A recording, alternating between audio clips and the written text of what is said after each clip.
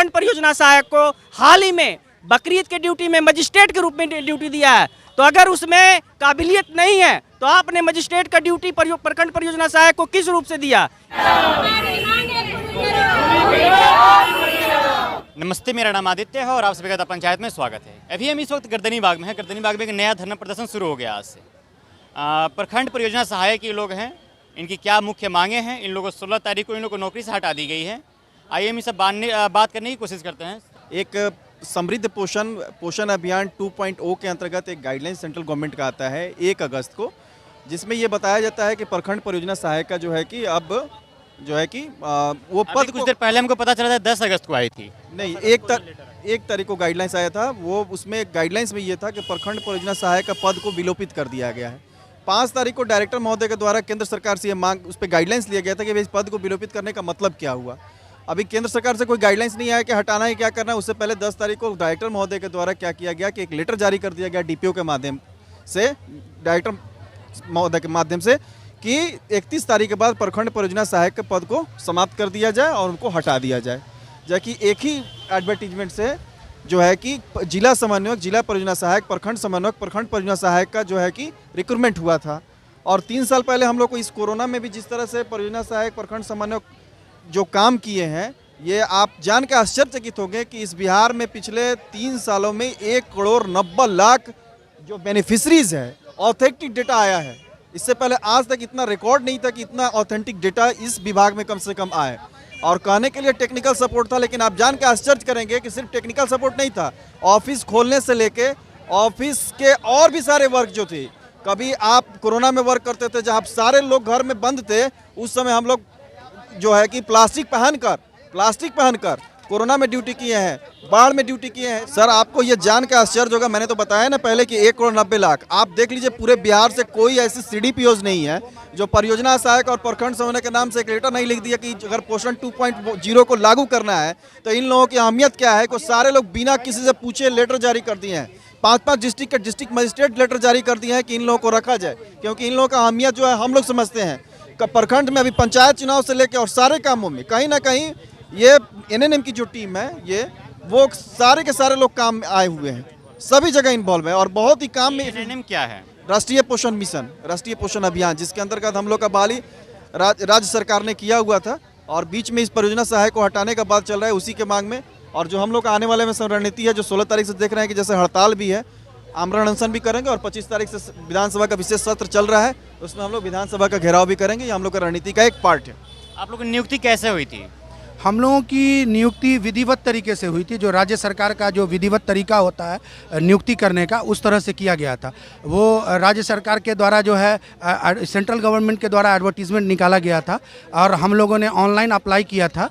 और अप्लाई करने के बाद शॉर्ट लिस्टिंग हुआ है। शॉर्ट लिस्टिंग के बाद राज्य सरकार, ये निदेशालय द्वारा जो है वो जितने भी शॉर्ट लिस्टेड जो कैंडिडेट थे, उनकी सूची उनके जिलावार जो है डीपीओ कार्यालय को भेज दिया गया। और वहाँ से हम लोगों का जो है इंटरव्यू का डेट निकला। हम लोग जो है इंटरव्यू दिए हैं और इंटरव्यू देने के बाद विधिवत प्रक्रिया के साथ जो रोस्टर बनता है आरक्षण के रोस्टर के साथ हम लोगों को जो है। भर्ती कब हुई थी? ये भर्ती 2019 में हुई थी। हम लोगों का जो इंटरव्यू हुआ था वो समस्तीपुर ज़िला में 2020 में हुआ था। और इसी तरह से 38 ज़िला में अलग अलग तिथि में जो है इसका रिक्रूटमेंट किया गया था। लेकिन हम लोग 2020 में, जून में 2020 में हुए थे। मेरा उम्र तो खत्म हो गया है, 40 साल हो गया मेरा उम्र। 19/10/1983 है मेरा डेट ऑफ बर्थ। मेरा तो एज खत्म हो चुका है, 40 साल हो गया। अब जो अगर राज्य सरकार या सेंट्रल गवर्नमेंट अगर ये निर्णय ले रहा है कि प्रखंड परियोजना सहायक को हटा दिया जाए, जो हमारे निदेशक महोदय ने जो लेटर जारी किया है 10 तारीख को, तो उस आधार पे तो हम लोग 31 तारीख के बाद रोड पे आ जाएंगे। हमारा क्या होगा? आखिर सरकार क्यों हटा रही है? मतलब कि वो सेंट्रल गवर्नमेंट के जो गाइडलाइन बताए ना हमारे अभी साथी के, 1 तारीख को सेंट्रल गवर्नमेंट अपना गाइडलाइन जारी करती है, सक्षम आंगनबाड़ी पोषण 2.0, ठीक है। उस गाइडलाइन में प्रखंड परियोजना सहायक को हटा दिया गया, ठीक है। मतलब हटाया नहीं, प्रखंड परियोजना सहायक का पद को जो है विलोपित कर दिया गया। वो उसमें एक चीज़ लिखा हुआ है, वो पद बीपीए का पद जो है ना, प्रखंड परियोजना सहायक का पद को सेंट्रल सरकार जो है हटाया, ठीक है, कि हम इस पद पर जो है अब नया बहाली नहीं करेंगे, हम प्रखंड परियोजना ये प्रखंड समन्वयक का ही बहाली करेंगे अगर जहाँ पे रेस्ट बहाली करना है। और सेकेंड थिंग ये है कि उसमें एक जगह जो है वो सेंट्रल गवर्नमेंट लिखती भी है कि यदि अगर राज्य सरकार चाहे तो वो अपने फंड से बीपीए को रख सकता है, यानी प्रखंड परियोजना सहायक को रख सकता है। वो हटाने का उसमें चर्चा ही नहीं है उस गाइडलाइन में। राज्य सरकार चाहे तब रख सकता है। हाँ बिल्कुल बिल्कुल रख सकता है। और उसमें केंद्र सरकार ने ये चर्चा ही नहीं किया है कि हम जो है हटा रहे हैं प्रखंड परियोजना से। केंद्र सरकार बजट का पैसा भी दे रही है। हम लोग का सितंबर माह तक का अलॉटमेंट भी आ गया है। राज्य सरकार अपना मत के देती है तो अक्टूबर तक का भी हम लोग का अलॉटमेंट आ चुका है। निदेशक महोदय द्वारा आईसीडीएस के एक लेटर निकाला गया है कि आप लोग का पद विलुप्त किया जाता है। उस गाइडलाइन के आलोक में 1 अगस्त को ये लेटर आया पोषण 2.0 का।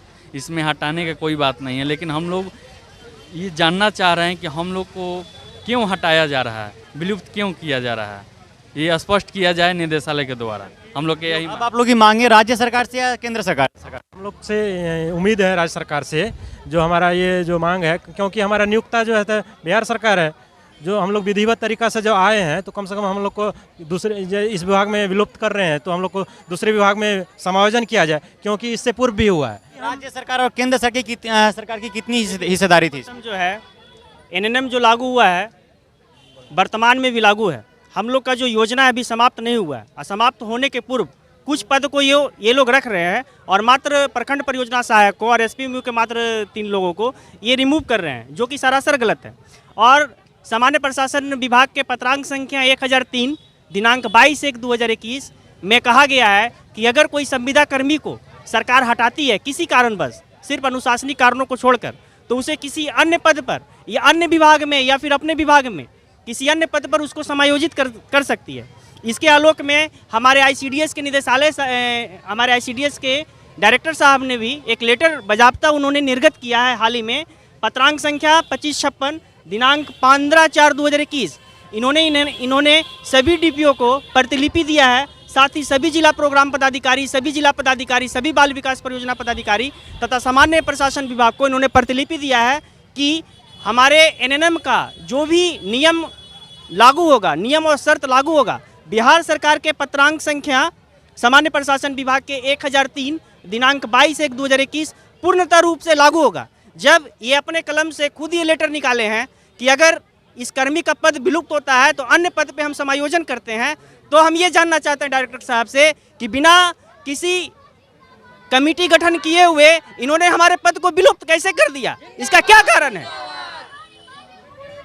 हम चाहेंगे, हम डायरेक्टर साहब से चाहेंगे तथा सरकार से हम ये अनुरोध करते हैं अपनी मांगों के आलोक में कि सर्वप्रथम प्रखंड परियोजना सहायक के पद को विलोपित नहीं किया जाए अथवा प्रखंड परियोजना सहायक के पद को किसी अन्य पद के रूप में, चाहे वो लिपिक हो, भंडारपाल हो, सांख्यिकी सहायक हो, महिला पर्यवेक्षिका हो, शैक्षणिक योग्यता के आधार पे उन्हें पुनः समायोजन किया जाए, क्योंकि वो खुद ये लेटर निकाल चुके हैं और ऐसी लेटर वो 1 बार नहीं 4 बार निकाल चुके हैं। मातृत्व अवकाश, पितृत्व अवकाश और अध्ययन अवकाश जितने भी संबंधित है सभी पे इन्होंने 1003 लागू किया है और इन्होंने प्रतिलिपि सभी जिला प्रोग्राम पदाधिकारी और जिला पदाधिकारी को और सामान्य प्रशासन विभाग के अपर सचिव को इन्होंने प्रतिलिपि पूर्व में दिया हुआ है, जिसका प्रूफ देखिए। फर्स्ट ऑफ ऑल 2556 आईसीडीएस के निदेशालय के पत्रांक संख्या 2556 दिनांक 15/4/2021 के आलोक में इन्होंने निर्गत किया है।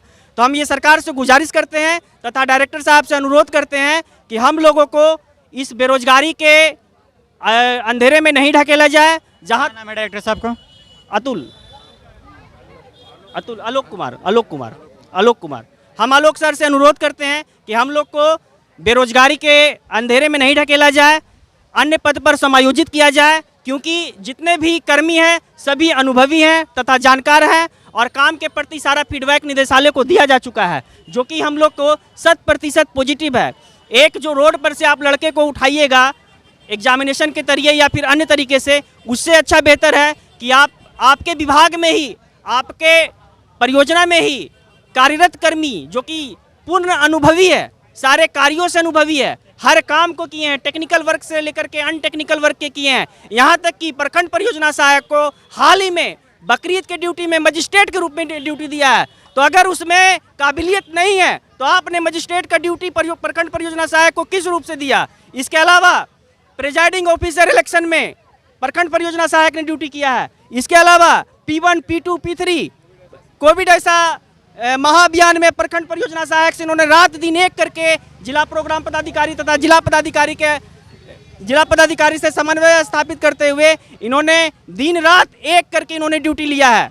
और इसके अलावा हाल ही में बकरीद में तथा ईद में प्रखंड परियोजना सहायक को एक मजिस्ट्रेट के रूप में ड्यूटी दिया है, जो कि सामान्यतः जो मजिस्ट्रेट के रूप में जो ड्यूटी लगता है पूर्ण रूप से ज़्यादातर पदाधिकारी को लगता है, BDO, CO, CDPO और DPO इन सभी पदाधिकारियों को लगता है। लेकिन प्रखंड परियोजना सहायक को भी मजिस्ट्रेट के रूप में ड्यूटी दिया है और काफ़ी लोगों को दिया है, तो आखिर उसमें काबिलियत है तब इन्होंने ड्यूटी दिया है। तो हम ये सरकार से गुजारिश करेंगे कि अन्य मैं भी एक प्रखंड परियोजना सहायक हूँ।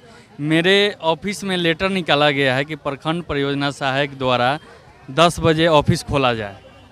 CDPO मैडम द्वारा लेटर निकाली गई है। हम लोग प्यून का भी काम कर रहे हैं, ताला भी टाइम से खोलना है और 4 बजे काम कर देना है सरकार। हर एक काम करते हैं हम लोग।